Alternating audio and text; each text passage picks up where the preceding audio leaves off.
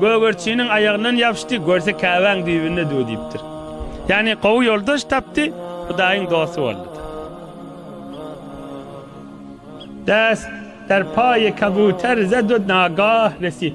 Inni men garynça haçan Kabe yeterin ippetde.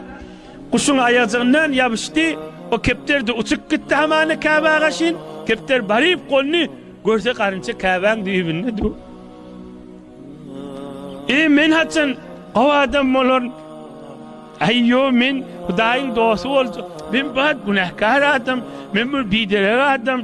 Ayyo menden bizatla taştı ayırsana diyen oğullar var. Halvatta yani yekücülka günahsi adına tuş beni gözünden yaş aktırıvatı.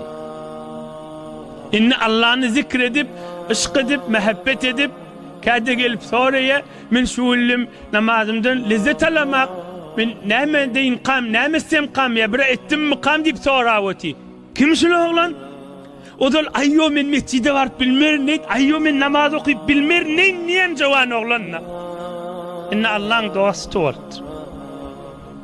Ey bu gürrün nagat erzeşli, ey bu gürrün nagat mana gerek görrün, nagat sana gerek görrün, nagat gelillere gerek görrün, nagat hacı dedelere gerek görrün. 80 yaşında adamla var, dostuna alın kespehadirdi.